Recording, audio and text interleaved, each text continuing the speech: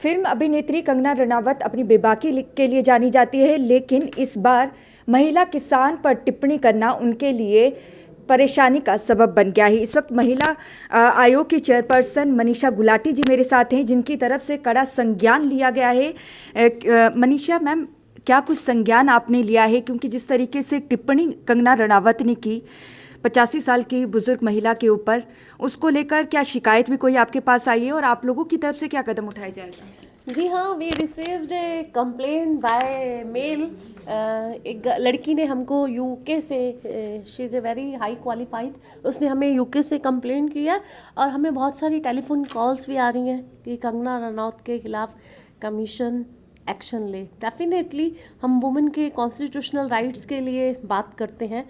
पीछे जब कंगना रनौत खुद एक विवादों में घिरी हुई थी, उस टाइम पे भी हमने ये कहा था कि हर डेमोक्रेसी है।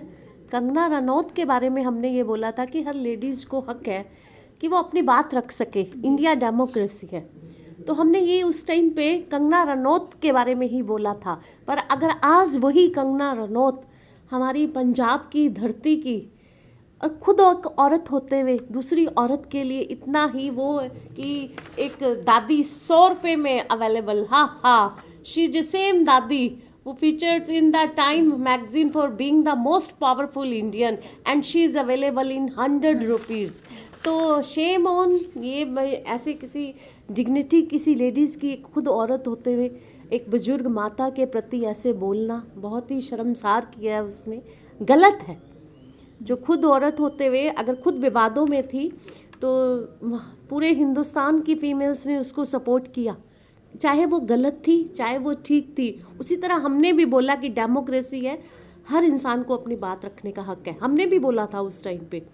पर अगर आज वही लड़की एक फिल्म स्टार होकर बॉलीवुड से कनेक्टेड है वो, और वो सिर्फ एक पंजाब से उनका कोई लेना देना नहीं है, बल्कि जिस तरह सोशल मुद्दों पर बेबाकी से बात करती हैं, तो उम्मीद थी कि वो हमारी पंजाब की लेडीज़ को, पूरे हिंदुस्तान की हर, अगर किसान है उसके घर में माँ बहन बीवी सबके घर में है, पूरा परिवार ही किसान से जुड़ा हुआ है, वो भी एक फीमेल किसान ही है जितनी लेडीज़ हैं घर में। तो उनको सपोर्ट करना चाहिए था। सपोर्ट करने की बजाय वो डिफेम कर रही हैं किसी लेडीज़ को, तो ये बहुत निंदनीय है। हमने सम्मन इशू कर दी हैं 14 तारीख को, उसको ये जवाब देना होगा। शी कांट, कोई भी किसी लेडीज़ की डिग्निटी के बारे में ऐसे शेमफुल कमेंट्स नहीं कर सकता। और ये तो दादी हो, माँ हो, बहन हो, फंडामेंटल राइट है, उनका कॉन्स्टिट्यूशनल राइट है अपने हक के लिए लड़ना। क्योंकि मैम उन्होंने बिल्किस बानो से कंपेयर किया था, बल्कि महेंद्र कौर इनका नाम है जिनके ऊपर इन्होंने टिप्पणी की, महिला भी कोई और है और इस तरीके की उन्होंने टिप्पणी की। क्या अब कंगना रनावत को खुद यहाँ पर पेश होना होगा? ऐसा कोई सम्मन आपने जारी किया है? देखिए, सम्मन इश्यू पर्सनालिटी को ही होता है। खुद साबित होने के लिए, शामिल होने के लिए 14 तारीख की डेट मुकर्रर की गई है। सम्मन इशू हो जाएंगे अभी उनको कि 14 तारीख को उनको यहाँ पेश होना होगा और जवाब देना होगा। और क्या बड़ा संज्ञान लिया जा सकता है? क्योंकि कड़ी आपत्ति महेंद्र कौर जी जिनके ऊपर टिप्पणी की गई उन्होंने भी जताई है। उनका कहना है कि एक महिला किसान और एक बुजुर्ग महिला के ऊपर इस तरीके की टिप्पणी करना बिल्कुल गलत है।